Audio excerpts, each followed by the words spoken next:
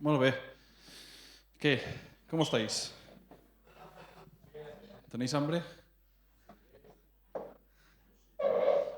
Vamos a decirlo de una manera más contemporánea y no tanto iglesiana, religiosa. ¿Tenéis ganas? ¿Tenéis calor? Hace calor. Cuando tienes calor, ¿qué te apetece? No sé vosotros, pero a mí, yo soy un animal acuático. Debo tener agallas por aquí abajo. Porque yo cuando hace calor me apetece piscina. Entrar a la piscina y no salir hasta que no me pueda reconocer la rueda de la policía, no me pueda coger las huellas dactilares. Y cuando tengo hambre, ¿qué me apetece hacer? Comer. Así que tanto en calor como con hambre, ¿tenéis ganas de hacer un chapuzón en la palabra? ¿Tenéis ganas de tastar, de comer de saborear, es que mal día tengo yo, de saborear este pan diario que el Señor tiene por nosotros hoy? ¿Sí o no? Sí. Mira, que los niños hacen mucho ruido, vosotros sí que compensar ahora. Venga, lo de hoy... Oh, tengo ganas. ¿Sabéis cuando no... Cuando... os parece mentira porque tengo la carga, porque es una carga, o es un peso también, pero también tengo el privilegio de poder compartir muy habitualmente con vosotros. Normalmente hay muchas iglesias que se turnan muchos predicadores y la semana que no puedo, me predico encima. Como que sí, o sea, tengo unas ganas, tengo algo... O sea, el Señor da. Si tú le pides, el Señor da. ¿No lo dice la Biblia? Pedid y Él os dará, y todo lo que pidáis en fe, el Señor os lo dará. Pues la semana pasada estaba pensando y el Señor me daba algo y profundizaba y las cosas van pasando y confirman uy, dale. Esto lo arreglaremos la semana. Yo es que no sabía que hay un mensaje aquí, hay un spam. Y quiero compartir algo con vosotros que en sí es sencillo, en sí no es una cosa muy que dices, oh, esto no... O a lo mejor no, a lo mejor también es bueno el feedback, podemos hablar después o en particular, pero que para mí cuando lo entendí de esta manera y se ha ido confirmando, y os digo, pues ha sido interesante ver una perspectiva diferente a un texto conocido y que muchas veces incluso lo pasamos por alto porque son estas partes de la Biblia que en sí son un poco incómodos incluso y son como confusas y son tan conocidas que le puedes preguntar a cualquier persona fuera, te puedes ir a la Rambla, que hay mucha gente, aquí no hay Rambla, pero la Rambla de Barcelona, y preguntar y seguro que te van a contestar 9 de 10, por no decir 11 de 10, de que conocen esta historia. Es una historia que está en Génesis, concretamente en el capítulo 2. ¿Alguien se atrevería a decir? Versículo 8 y 9, y después 15, 16 y 17. Y va sobre algo. He pedido a Darío, que es mi asistente personal, que me traiga algo. ¿Qué es esto? ¿Eh? Una poma, una manzana. Una manzana. No es roja, pero, pero vale. Lo voy a dejar aquí. ¿Os da alguna pista más de qué historia es? No vamos a entrar en sí en la historia, porque hemos hablado mucho, incluso yo recuerdo haber compartido ya aquí alguna que otra vez, incluso a la luz de lo que voy entendiendo, la perspectiva cambia y se amplía, y es una pasada. O sea, Dios es una pasada y la Biblia es una pasada. El otro día veía un gráfico, que ya lo buscaré, si queréis os lo puedo pasar, de las conexiones, o sea, las citas que hay internas, las conexiones internas que hay entre los libros. Cuando tú tienes por ejemplo, Tolkien. ¿Sabéis quién es Tolkien? ¿Suena? El Señor de los Anillos. El escritor del Señor de los Anillos. Del Señor de los Anillos. ¿Cuántos libros hizo? ¿Alguien es aquí un friki de esto? 3. Ah, mira, los dos. Claro, el Señor de los Anillos, este hombre, ¿cómo se llama? R no sé qué Tolkien, no sé cómo se llama, Tolkien. Este señor se montó un universo, o sea, se montó una geografía, unas razas, una lengua incluso, la lengua de elfos y escribe de una manera. Y claro, es un escritor muy valorado porque la imaginación que tuvo a la hora de hacer esto es impresionante. Está también, ¿cómo se llama? El otro, del estilo, podemos entender, ¿no? Que eso tiene más libros, ¿no? Eso tiene unos cuantos más. Claro, tienes una cantidad de libros, no sé cuántos serían Harry Potter, 8 creo que eran, o algo así. Claro, tú tienes aquí, ¿sabéis lo que es Comic Con? ¿Alguien sabe lo que es Comic Con? Vale. Bueno, tenemos un friki en la sala, bueno, no dos, porque yo también lo sé, así que...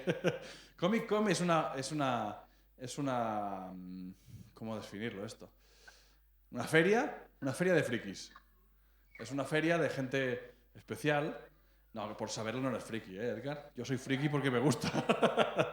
De ciencia ficción, cómics y hay una cosa muy famosa y muy común en el Comic Con es conferencia de cómics, digamos, porque hay ruedas de prensa, hay conferencias en las que tienes allá al escritor del cómic no sé qué y tienes allá una serie de personas que piden tanda durante horas diciendo en el capítulo 17, en la casilla 40, haces que diga Spider-Man esto, pero en realidad otra vez dijo que su pasado era diferente. O sea, buscando la incongruencia, buscando allá, citas una historia de otro personaje, pero aquí no concuerda, y hay gazapos. Como el típico, en vuestra época ya os acordaréis más, bueno, en vuestra época, digo algunos de vosotros, la película de Ben-Hur, ¿os acordáis que en la película de Ben-Hur hay una escena que un romano se le ve el Rolex? Yo lo he visto, yo he visto es famosa, salen vídeos. No era un reloj de arena, no, era un reloj moderno, un Casio, creo que era algo así. Un romano moderno. Hay gente muy exquisita, que le gusta mucho, que le apasiona mucho los cómics, la ciencia ficción y todo. Entonces está buscando allá a ver. Entonces hay una serie de personas han hecho un estudio y han hecho un mapa de las relaciones de las citas cruzadas de la Biblia. Es una pasada. Creo que eran 200 o 300.000 citas. Y ves desde el principio hasta el final de Génesis, Apocalipsis, ves los saltos que hay en todos y es una maravilla. Y escuchaba una conferencia que hablaban cuando presentaban este resultado, diciendo, bueno, esto es una pasada, sería una pasada si fuera escrito por una persona. Tienes a Tolkien que decíamos, o la autora de Harry Potter. ¿Cómo? Rowling. Sí, no tengo ni idea. ¿Es Donna hoy que sí? Rowling. Bueno. Es una pasada lo que han hecho estas personas, ¿no? Pero si tú miras las referencias cruzadas que hay a las historias, pues no son 300.000. Pero después hablaba incluso este conferenciante, cuando presentaba los resultados, y decía, bueno, esto sería admirable e increíble si lo hace una persona. Sería increíble y admirable el trabajo de composición, de cuidado al detalle de cada personaje. Si fuera una historia inventada por una serie de escritores, no recuerdo exactamente ahora, esto no está preparado, así que no sé si eran 15 escritores diferentes ¿vale? de la Biblia, o 35, no recuerdo, ahora mismo os lo digo así, ya buscaré si queréis más en profundidad y busco los vídeos, lo traduzco en directo, pues estaba en inglés. Pero lo que hace todavía más excepcional todo esto es que la Biblia fue escrita en un periodo de unos 1500 años, desde el principio hasta el final, en 3 idiomas diferentes, en griego, en hebreo y en arameo. Y encontrarte que un libro de libros, con 300.000 citas, que no se contradice, que tiene cohesión, está escrito por, vamos a decir, 35 personas diferentes, en el periodo de 1500 años, es una pasada. Es una pasada. Y el hecho es que cada vez que vuelves, cada vez que vamos a una historia conocida que vamos a hacer ahora, ¿no? Estamos haciendo la introducción un poco más, porque en sí es sencillo, y te das cuenta, tienes la oportunidad de darte cuenta de algo nuevo. Si vas y lees la Biblia, ¿leéis la Biblia en casa? ¿Sí? Si vas y lees la Biblia y no descubres algo nuevo, es que la has leído mal. Porque es así de buena, así de potente es, que cada día puedes descubrir algo nuevo, un matiz nuevo. Y voy a ver si el Señor me ayude a poder expresar con claridad y presentaros este texto. Dice, el versículo 8 del capítulo 2, dice que Dios, el Señor, plantó un jardín en Edén, al oriente, y puso allí al hombre que había modelado. Dios el Señor hizo brotar del suelo toda clase de árboles hermosos de ver y de frutos apetitosos. Además, hizo crecer el árbol de la vida en medio del jardín y el árbol de conocimiento del bien y del mal. Pero nosotros nos vamos a quedar aquí. Bueno, no vamos a quedar aquí. Vamos a seguir. Venga. Y luego ya volvemos. Dios, el Señor, vamos al versículo 15, un poco más adelante, dice, Dios, el Señor, tomó al hombre y lo puso en el jardín de Edén para que lo cultivara y lo cuidara. Y le dio esta orden, puedes comer del fruto de todos los árboles que hay en el jardín, excepto del árbol del bien y del mal. Del mar no. No comas del fruto de ese árbol, porque en el día en que comas de él, tendrás que morir. Esta es la versión de la palabra, una versión más actual. Tenemos una historia, está ahí en medio, hay otro episodio, ¿vale? Pero básicamente tenemos aquí, Dios planta, recordad que estamos en el capítulo 2, el capítulo 1 ha hecho toda la creación de la tierra y el cielo. Este jueves pasado hablábamos y recordábamos la fórmula que utilizaban los hebreos, sobre todo, y en la antigüedad se deriva incluso algunas literaturas, los griegos también lo utilizan un poco, pero en los hebreos es clásico, el pueblo judío, el de Israel, es clásico que utilicen la fórmula de exponer una idea y después desarrollarla, que vendría a ser lo que después en periodismo y en lengua normal vamos a decir, en periodismo se ha conformado como el titular y ¿cómo se llama el otro? El artículo, ¿no?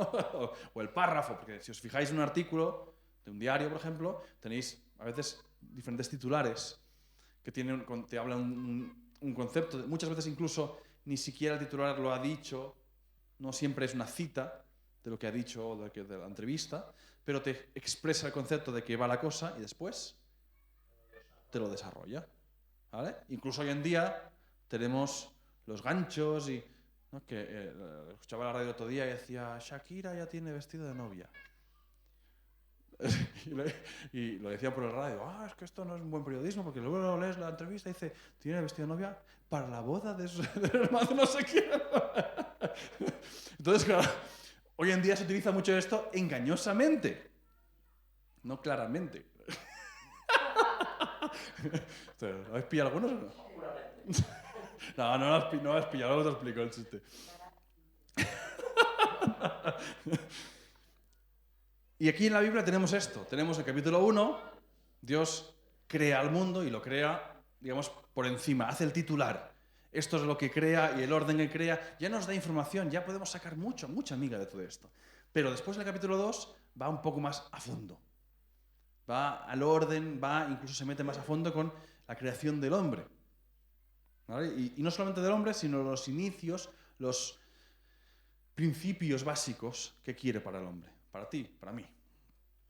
Así que dice que Dios, el Señor, dice que plantó el jardín en Edén, al oriente, y puso allí al hombre que había modelado. ¿Vale? Dice anteriormente que cogió tierra, cogió barro y le dio forma, y inspiró, sopló en su nariz, le dio el aire, le dio la vida. ¿Vale? Y dice que Dios, el Señor, hizo brotar, eso lo hemos leído. Espera, voy a volver aquí, lo dejo aquí. Vale. Brevemente. Si se carga las notas, hoy que hago notas para tenerlo más claro. Ya está. Muy bien. Versículo 9. Dice que hizo brotar del suelo toda clase de árboles hermosos de ver y de frutos apetitosos. Y ahí a veces podemos leerlo así del tirón y no entenderlo, pero es muy importante porque dice que Dios creó frutos, árboles con frutos hermosos de ver, esto es visual, ¿no? Y algo visual, ¿a qué llama? ¿A qué estimula lo visual?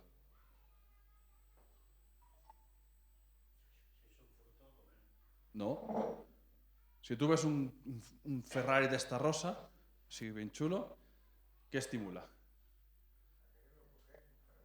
¿Y eso dónde está?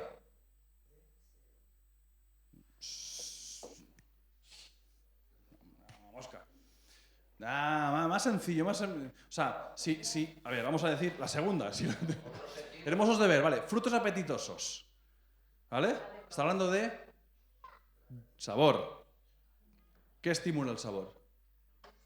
El gusto. ¿Vale? El gusto estimula incluso saliveas. ¿Sí? ¿Sabéis lo del experimento de Pavlov?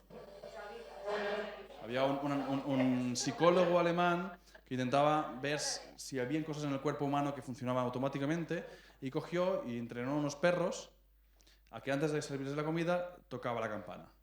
Y eso durante unas semanas. Tocaba una campana, entonces les daba de comer.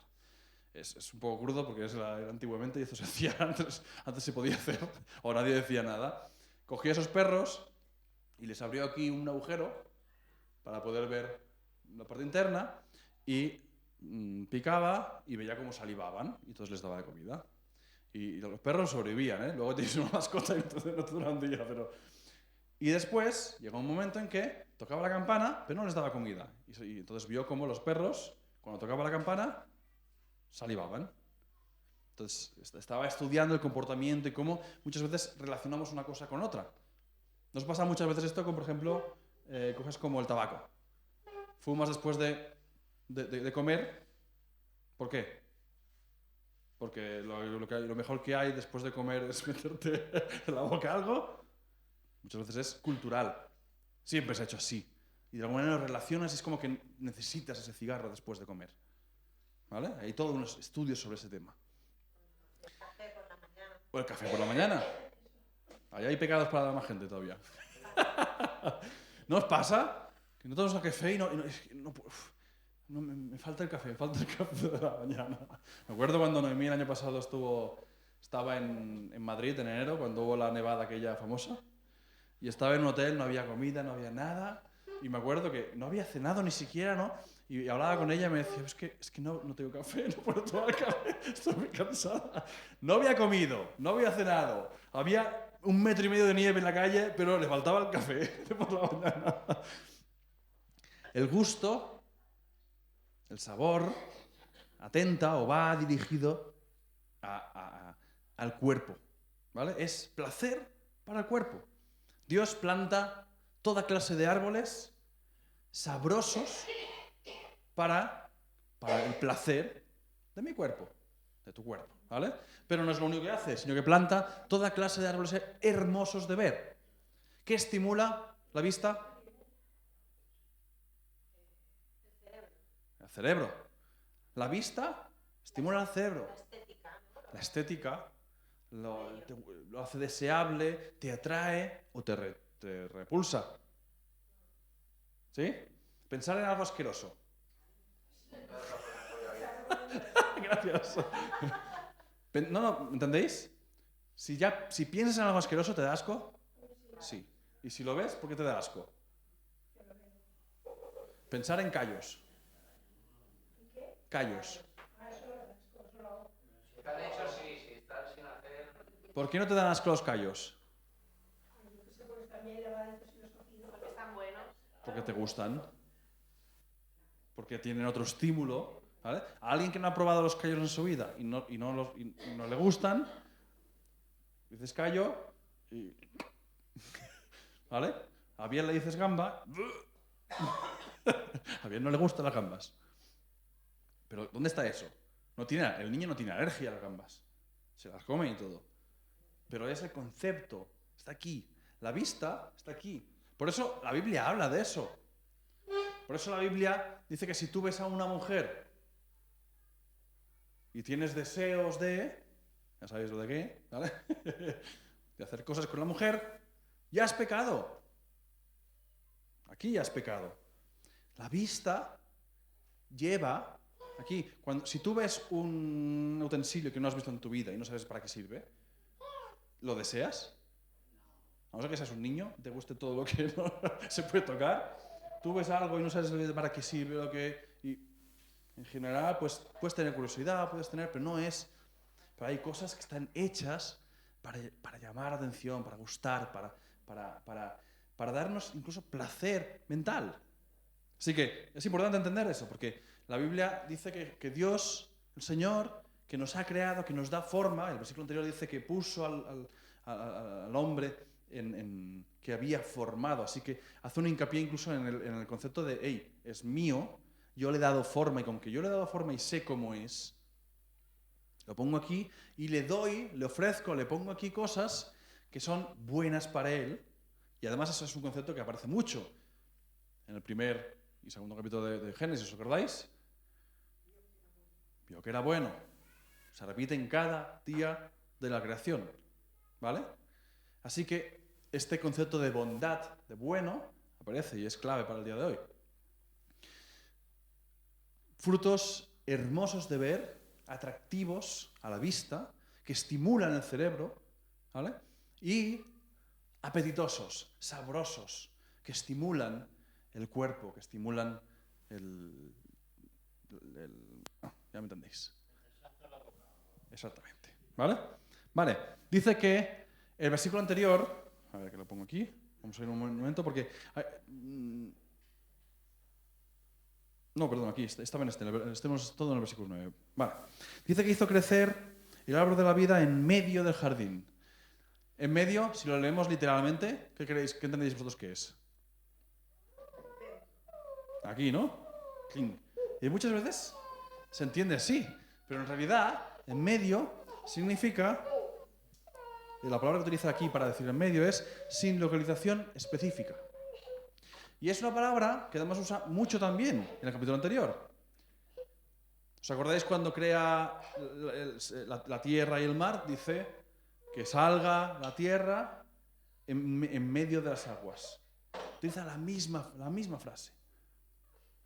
Que se haga la expansión del firmamento en medio de las aguas y el cielo. Y se para en medio y significa sin localización específica. Por ahí. En algún lugar. Y es interesante porque si nosotros tuviéramos que hacer una representación del Edén, pondríamos todo alrededor y el árbol más importante en medio. Y además allá con la luz, ¿no? ¿No? Una luz especial y unas piedrecitas alrededor y le damos todavía más importancia. Y aquí pone dos árboles. El árbol de la vida en medio, ¿no? Y el árbol del conocimiento del bien y del mal. Y son dos árboles más que no son iguales, ¿vale? Vamos a hablar del árbol de la vida. Tal y como lo dice, las palabras que utiliza, es un árbol que el fruto te permite, es el fruto de la eterna juventud. Déjate de ácido hialurónico, o Botox, eso no te da juventud, eso disimula. Es un fruto que, por cómo está escrito, incluso indica que cura enfermedades. Tú comes de este fruto y mientras tú comas de este fruto, tienes la vida eterna. Estás bien, estás bien. De hecho, estás sano. Le he dado. De hecho, no sabemos, no hay una escala de tiempo en todo este texto. Tenemos este capítulo, al final del capítulo ya es la caída, ya acaba toda la cosa mal, ¿no? Pero no hay una escala de tiempo. Durante un tiempo indeterminado, Adán y Eva están en el Edén, están disfrutando, están paseando con Dios, están comiendo, hasta que llega el momento en que viene la serpiente y todo, que ya digo, no vamos a entrar aquí hoy, en todo caso si Dios quiere en otra ocasión, ¿vale? Y esto se explica que no especifique ningún tipo de escala de tiempo porque está este fruto. Y tú mientras esté este fruto, no hay paso del tiempo, no envejeces, no hay cambio, ¿vale? Y el otro fruto que habla es el del árbol del conocimiento del bien y del mal, que dice conocimiento del bien y del mal. ¿Cuál? Que en la Reina Valera, los que usáis esta versión, es el que dice la ciencia del bien y del mal. Ciencia no es más que conocimiento. A veces nos perdemos con estas palabras, pero es lo mismo. Es el árbol del conocimiento del bien y del mal. Y más allá, que yo creo que podemos entenderlo todos, pero lo que implica, lo que quiere decir conocer el bien y el mal, es un discernimiento moral. ¿Sabéis lo que es la moral? Está la ética y la moral.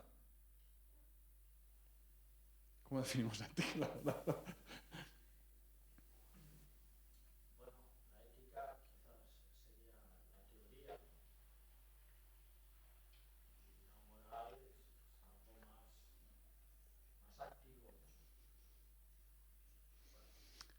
final, Hay profesores de ética, hay asignaturas de ética. De hecho, le llaman moral y ética y tal. yo entiendo que moral básicamente sería bien, mal, esto está bien, esto está mal, y la ética ya son los procesos que implican la moral. Porque tú puedes, o sea, una cosa que es buena puede ser mala si lo haces por los motivos inadecuados, ¿no? ¿Entendéis?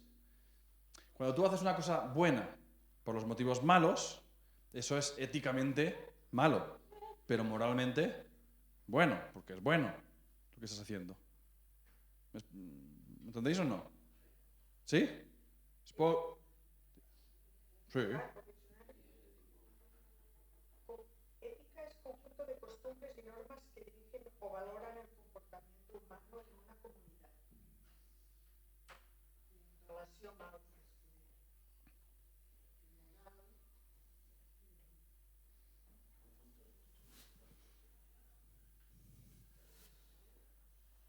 Bueno, esto ocurre. Te dicen, bueno, Disciplina filosófica que estudia el comportamiento humano en cuanto al bien y mal. ¿Vale? Para simplificarlo, tendríamos que entender eso, que la moral es más sencilla. La moral es algo que es bueno o es malo. ¿Vale? Lo que pasa es que a la hora de ejecutarlo es más difícil. ¿Habéis visto alguno de vosotros El buen lugar? Es que no sé cómo lo han traducido en castellano. The Good Place. El buen lugar. A ver. Yo he buscado aquí ahora y tiene que ética, significa forma de ser, ¿Eh? forma de ser, Ética. significa moral,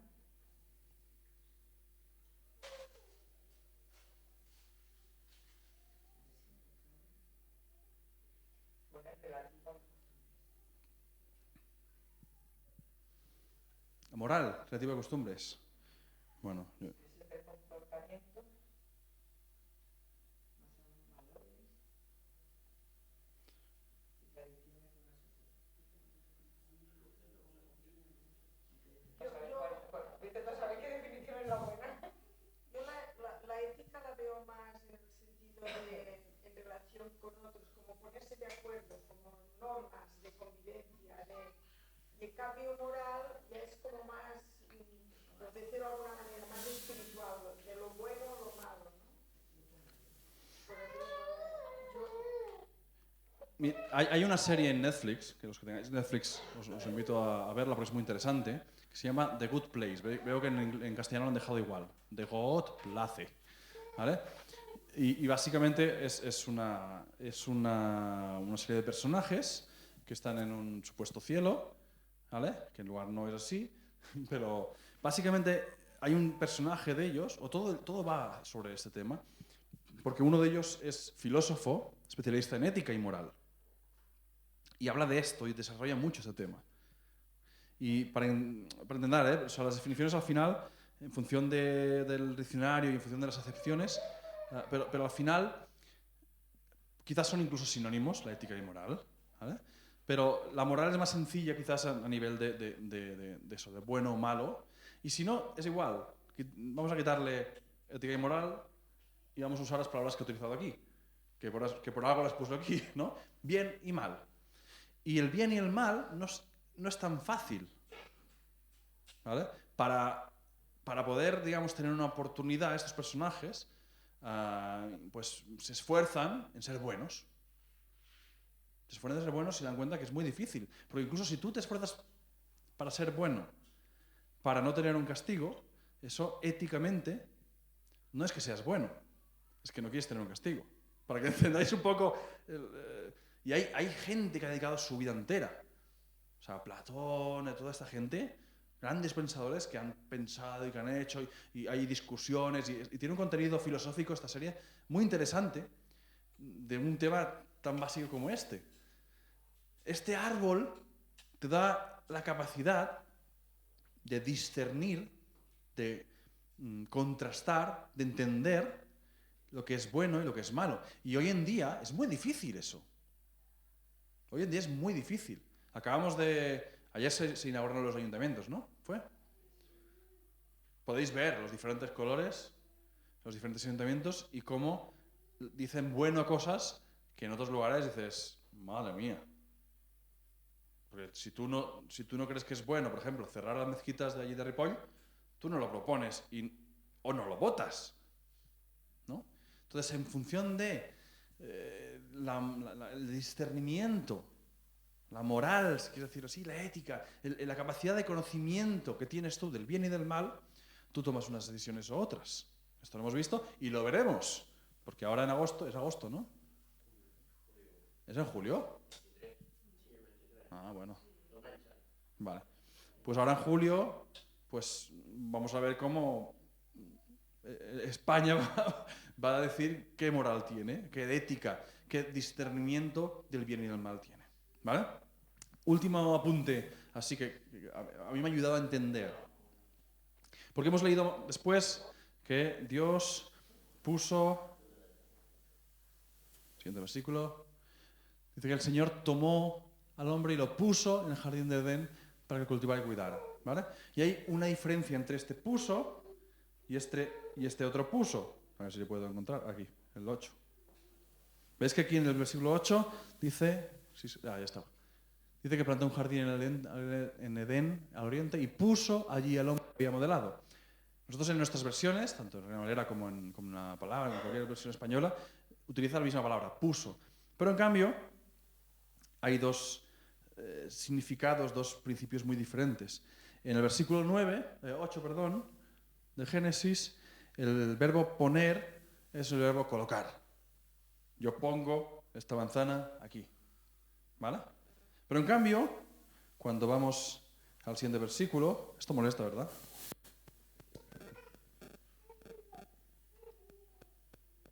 Es que he dado botella baja y ahora estará... ¿Ahora veis? Sí. En el versículo 15 dice que él tomó al hombre y lo puso en el jardín de Edén, y la palabra que utiliza aquí de poner es reposar. ¿Vale? Es hacer descansar.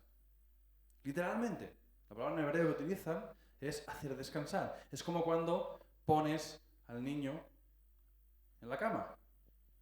¿Vale?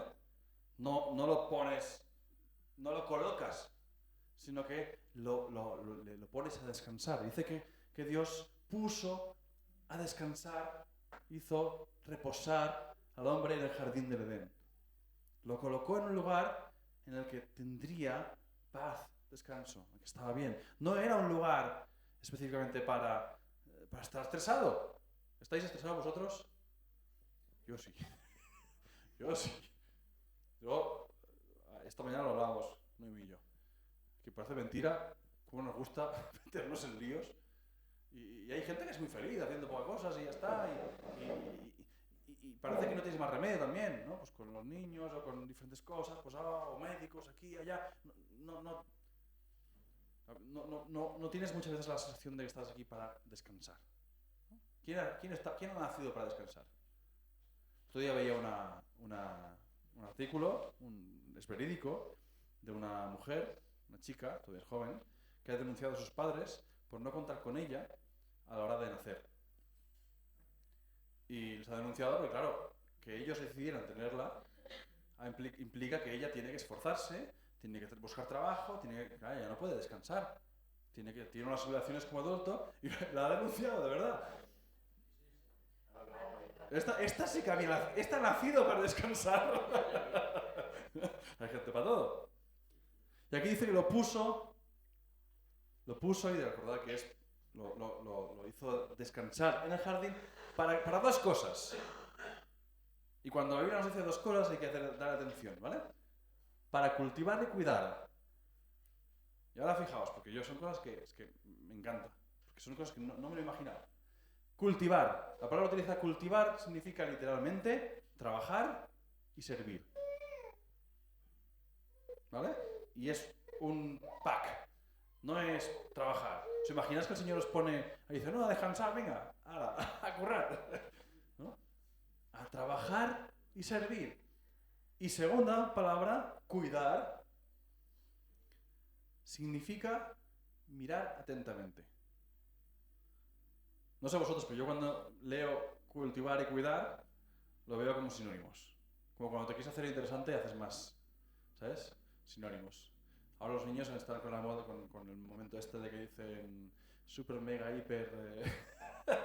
y te quiero mucho, te quiero súper mucho, te quiero mega, hiper, súper mucho. Y entonces cada vez van metiendo más, como si fuera más importante o más grande la cosa.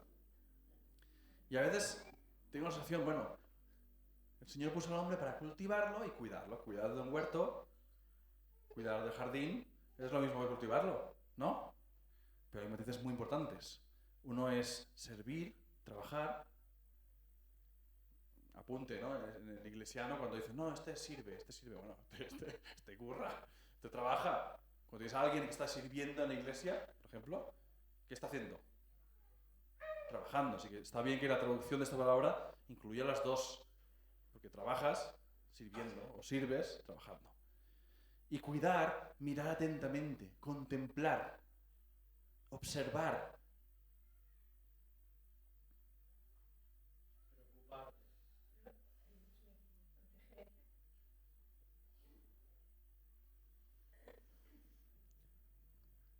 Y le dio esta orden: puedes comer del fruto de todos los árboles que hay en el jardín, excepto del árbol del bien y del mal. Puedes comer de todos los árboles que hay en el jardín. Hemos establecido que había muchos árboles, que eran buenos todos, que eran atractivos, que estimulaban tanto el sentido visual, la imaginación, la mente, el deseo, como el estómago. Hoy en día la fruta no es tan apetitosa, ¿no? Esta manzana que me ha traído Darío, yo no sé, no me apetece mucho comérmela. Es una golden. Sí, sí. Está buena, está muy buena, está muy buena. Pero pues ¿sabes cuando encuentras una fruta y dices, ¡guau! Esta fruta. Por eso te pedí una manzana roja. O verde, estas ácidas. Cada uno tenemos el gusto, ¿no? Pero ya te digo yo, no era una manzana. Traía la manzana porque es el típico tópico. ¿Sí? Pero habían dos árboles especiales, habían dos frutos especiales, que la Biblia ni siquiera le da mínima importancia de qué tipo de fruto era. Es más, ya os digo que yo no era una manzana, porque si fuera una manzana, ahora mismo sabríamos más el bien y el mal, si la comiéramos, o tendríamos vida eterna.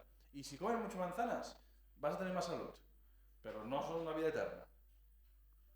Así que ese fruto no está perdido, porque está ahí en Edén, guardado por un ángel, pero esos dos frutos no sabemos cuáles son. Pero fijaos por aquí, cuando le da la prohibición, Dios al hombre, ¿vale?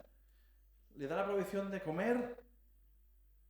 De entrada, la prohibición no es una prohibición, sino que es un permiso. Y puedes comer de todos los árboles, menos del árbol del bien y del mal. Así que entendemos que el árbol de la vida, ¿qué hacía? ¿Comía o no comía? Podía comer. No había ningún problema en comer de este árbol. Excepto del árbol del bien y del mal. Y esto, ya estoy acabando, esto me hacía pensar una cosa. Dios nunca quiso que tú y que yo entendiéramos, tuviéramos el conocimiento del bien y del mal así. De bote pronto. ¿Os imagináis que yo espere que mis hijos sepan el bien y el mal? Todas las leyes de tráfico y leyes internacionales, y hay un tiempo para cada cosa, ¿verdad? Cuando son pequeños, ¿qué les toca? Confiar, obedecer. Cuando tienen hambre, tienen que saber las leyes de la física, tienen que saber las leyes de la termodinámica, y que si ponen la mano dentro de la olla al viento se van a hacer daño. ¿Se tienen que preparar ellos espaguetis? ¿Qué tienen que hacer cuando tienen hambre? Cuando son pequeños, ni pedir. ¿Hay alguna madre que haya esperado a que el niño llore para darle de comer? Llega un momento que sí, que ya cansa un poco. Pero cuando son recién nacidos, yo todas las madres que he visto, quieres darle de comer, quieres que coma. ¿Cuál es la preocupación de cualquier madre?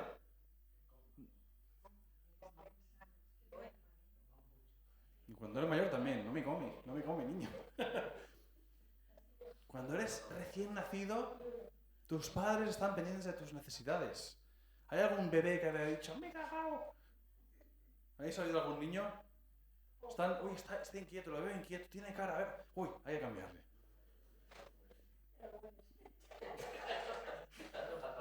Cuando eres pequeño, no se espera que tú entiendas el bien y el mal. Llega un momento en que incluso los padres nos cansamos y estamos ahí pendientes, ¿no? Te has hecho pipí encima o te has hecho caca. No puedes hacer caca encima, no puedes pedir... Y les pedimos más de lo que están preparados. Y como padres tenemos que darnos cuenta de no presionar. Esta noche, Pau, no le pusimos a hacer pipí y no llevaba pañal y no se ha hecho pipí. Por fin. Porque vamos haciendo desde hace un tiempo, pañal sí, pañal no, lo despertamos por la noche varias veces y no estaba preparado. Quieres forzarle a que entienda el bien y el mal, quieres forzarle a que crezca, que madure rápido, porque estás cansado, porque estás agotado de las noches Pero en realidad no es el momento. Ahora le toca ir haciendo. Y entender esto, leer esto y darme cuenta de decir,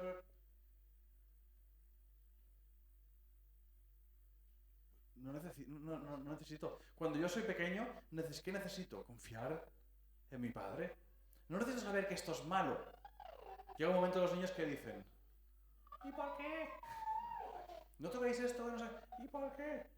Porque te vas a electrocutar. ¿Y por qué? ¿Y qué? Y está.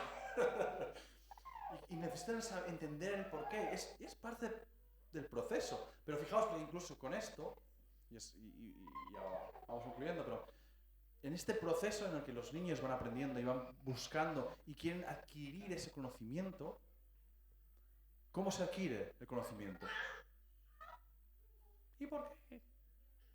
Preguntando, interactuando, en esa relación. Si tú no tienes relación con tu padre, ¿tú puedes adquirir ese conocimiento?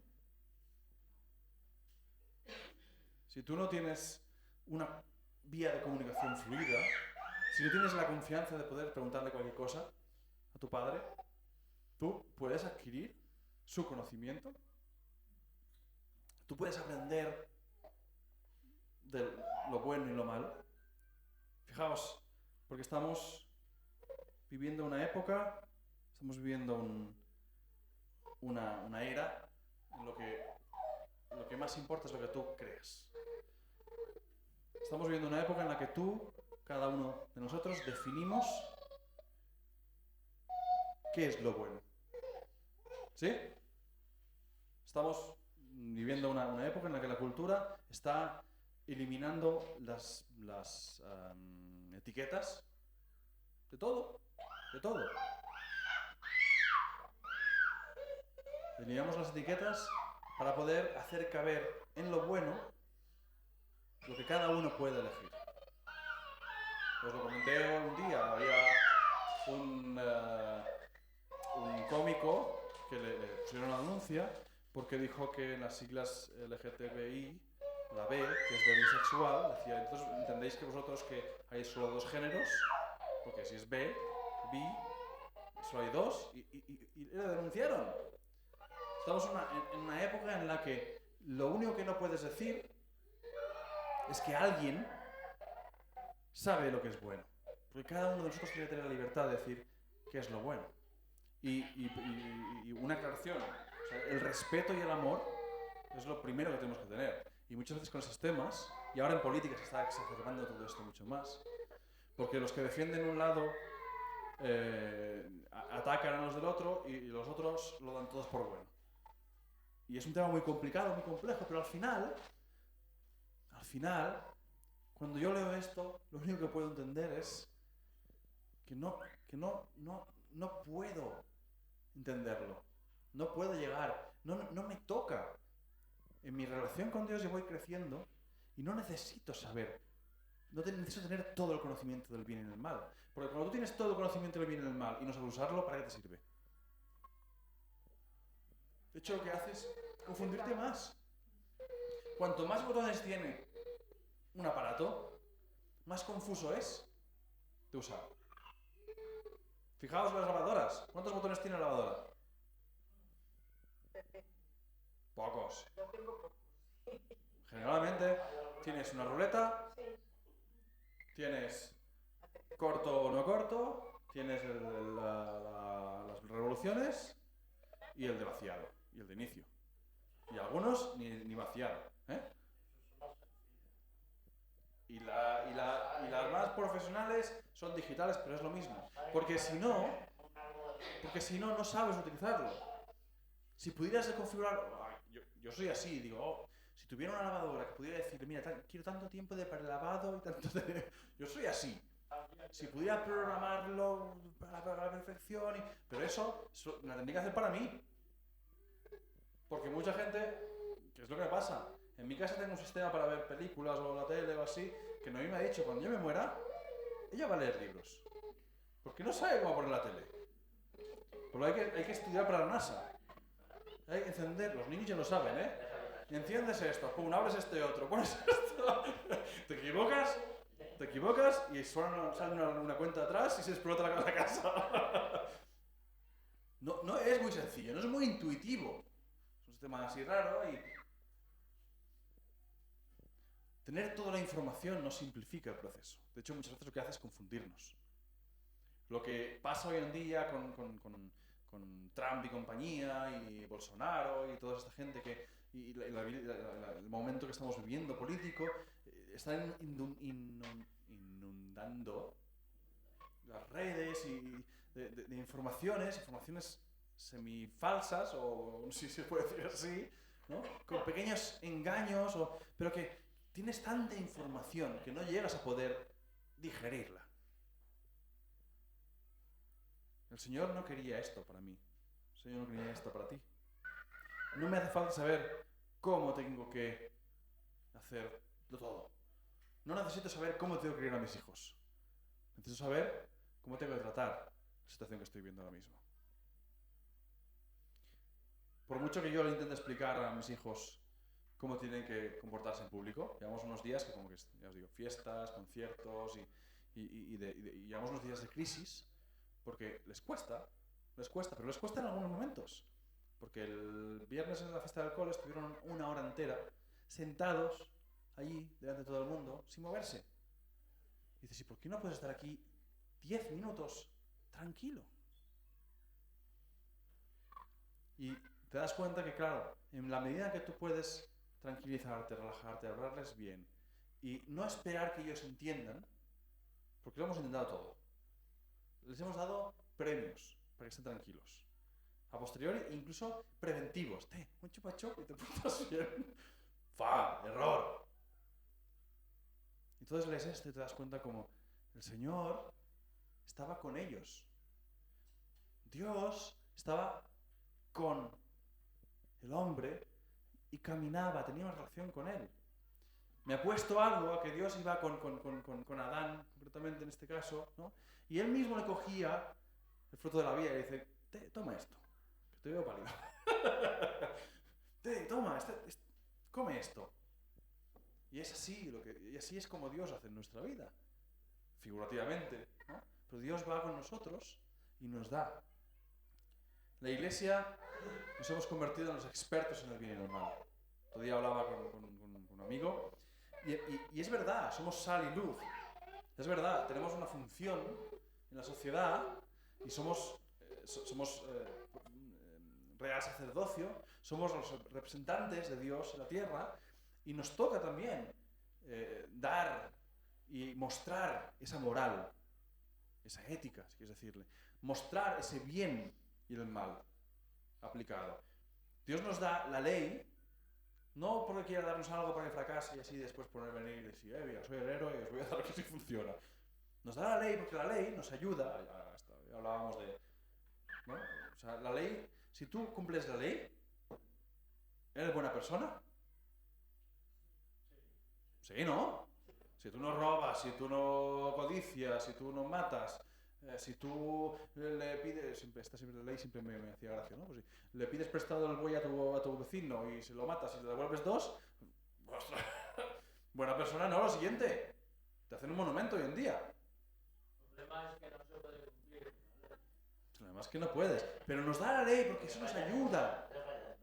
Eso nos ayuda incluso a entender el carácter de Dios. Eso nos ayuda a poder trabajar esa identidad, a poder darle el color adecuado a esa luz y el sabor adecuado a esa sal.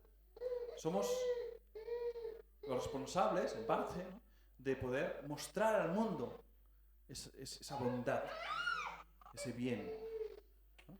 Pero muchas veces lo que hacemos es creernos el árbol de la ciencia del bien y del mal. Ayer estuve en una iglesia, no voy a decir el nombre, tampoco nos ven, y esa iglesia, a ver cómo digo esto sin incriminar a nadie. Bueno, después estuve participando en un concierto, después del concierto me estaban pidiendo un concierto de aniversario para el año que viene y me decía, no, para hacer es para hacer un concierto y que se entere toda la ciudad de que la iglesia, vamos a decir bautista, ¿sabes? Por un ejemplo, que la iglesia bautista celebra 75 años en la ciudad, pero sobre todo que quede muy claro que es la iglesia bautista, no sea que nos confundan con los carismáticos o con los pentecostales. Y yo estaba ya, bueno, ya sabéis que a mí la cara no, o sea, seguramente me la vio la cara, porque no sé actuar, no sé guardármelo. Pero yo estaba pensando, pero ¿cómo estás diciendo esto? Imaginaos, si hablamos y pensamos así de otros cristianos de otro color, vamos a decirlo de esta manera, imaginaos qué piensan, o qué podemos llegar a pensar de gente que no cree.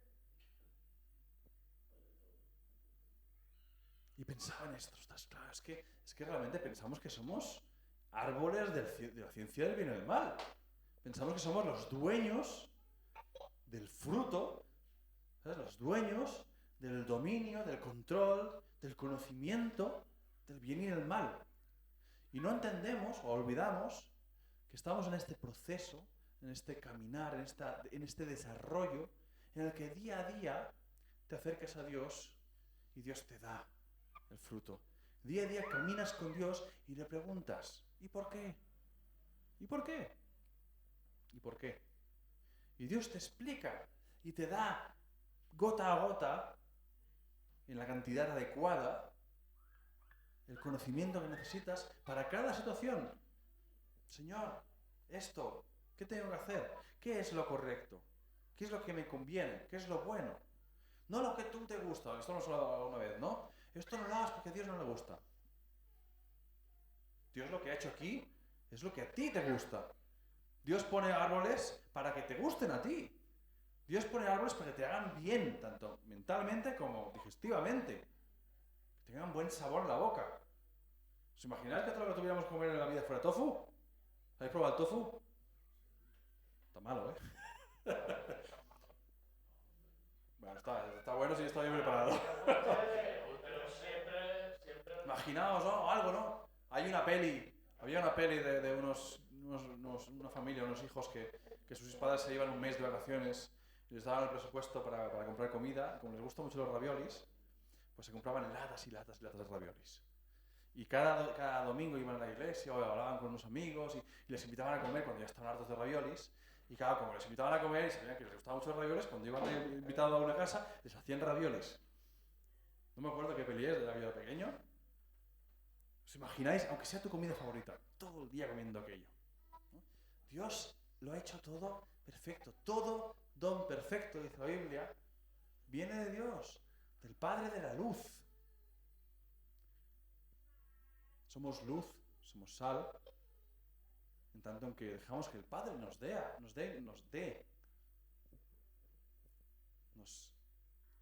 gestione, nos dosifique. ¿Sabéis que algo bueno, si no está dosificado, es malo? Ahora, antes estaba hablando de ciencia ficción. Es un recurso general en la ciencia ficción de cuando hay un malo que quiere algo de poder. ¿Habéis visto la de, por ejemplo, la de Batman?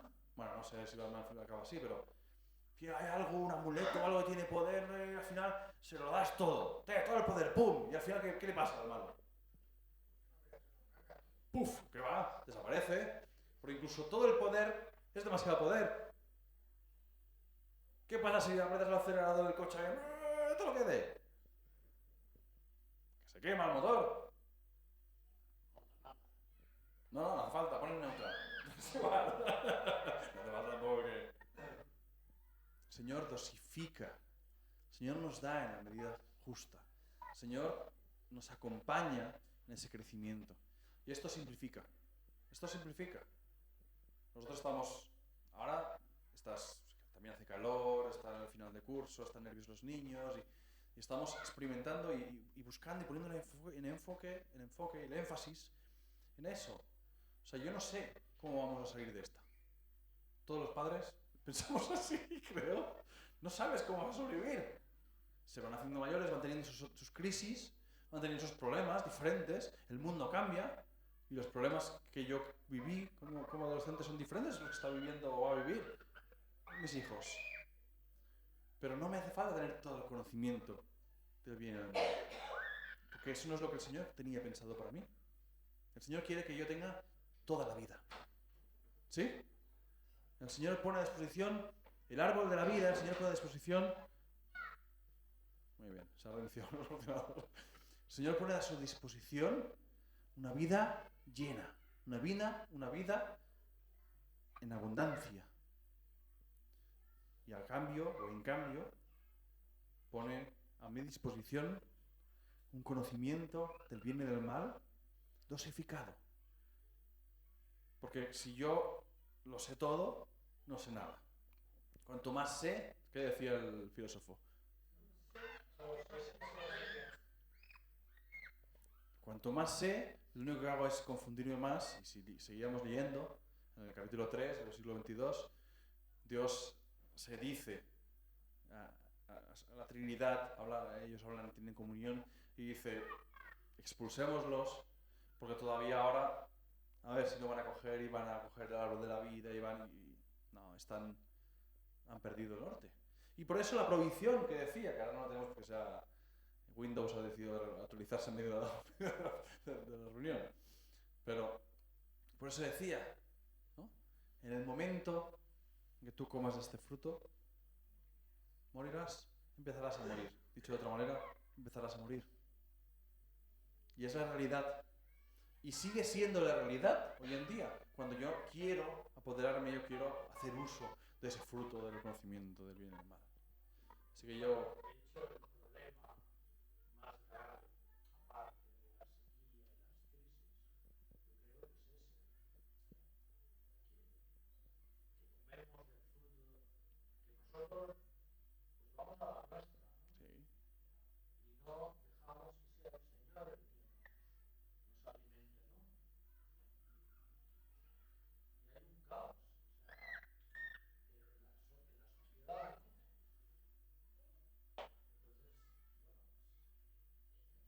y todos, los cristianos y todo el mundo, lo que decíamos de la ética, bueno, por ejemplo, los atentados, ¿no?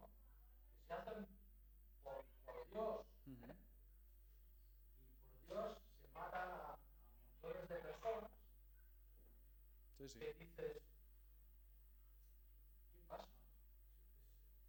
Es mi pensamiento por encima de lo correcto, de la verdad.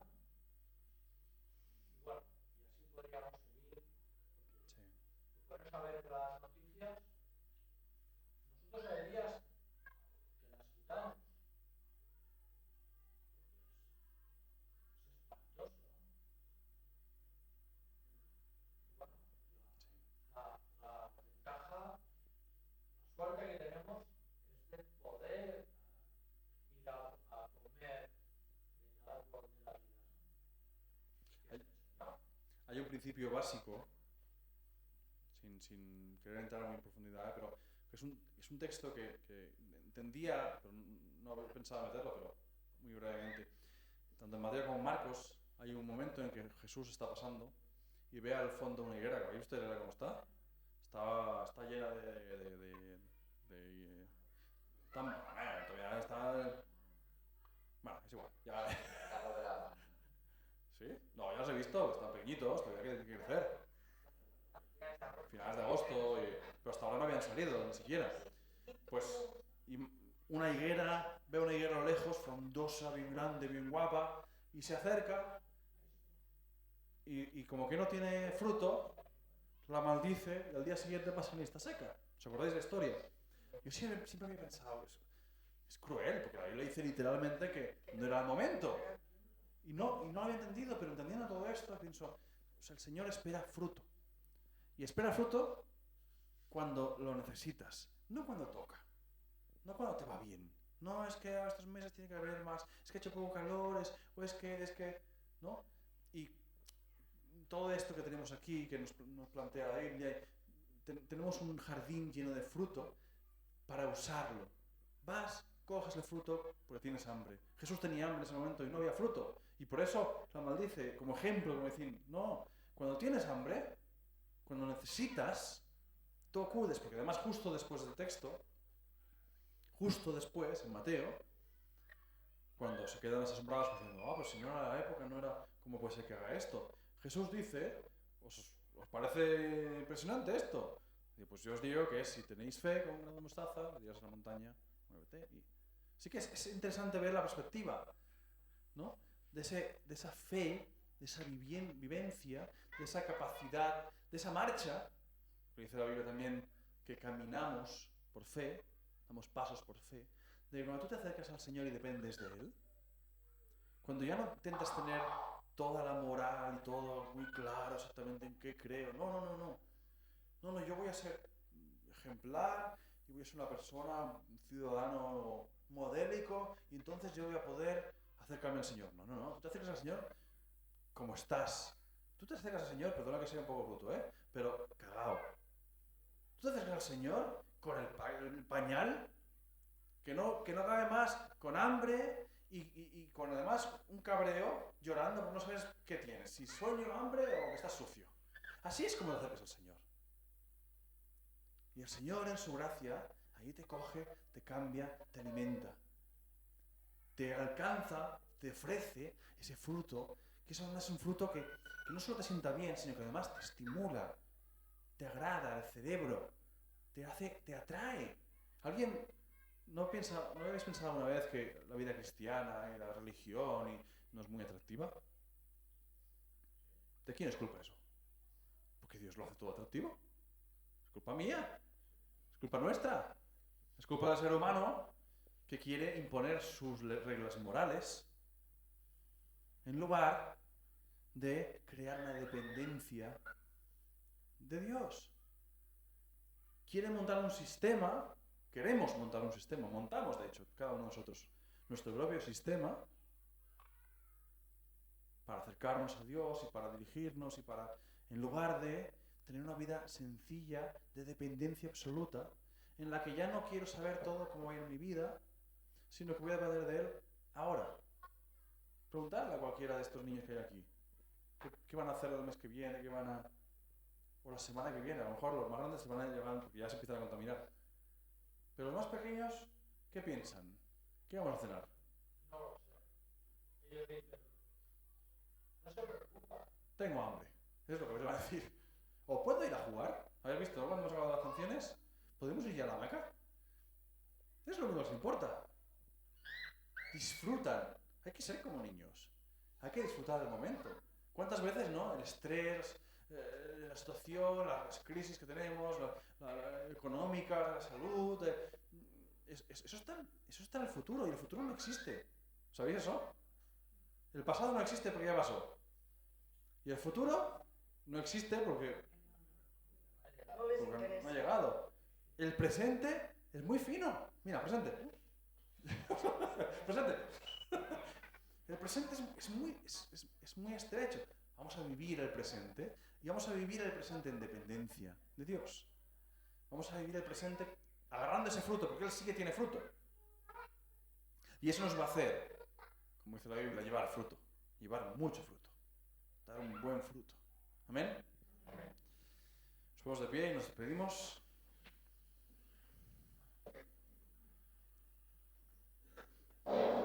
Señor, gracias porque tú nos has puesto, nos has colocado, Señor, y nos has puesto, nos has hecho descansar, nos has colocado en un lugar estratégico para descansar, sirviéndote, trabajando y observando, disfrutando, Señor,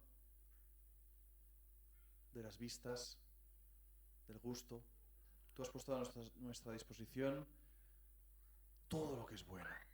Y Señor, todo es bueno. Estamos rodeados de tantas cosas buenas.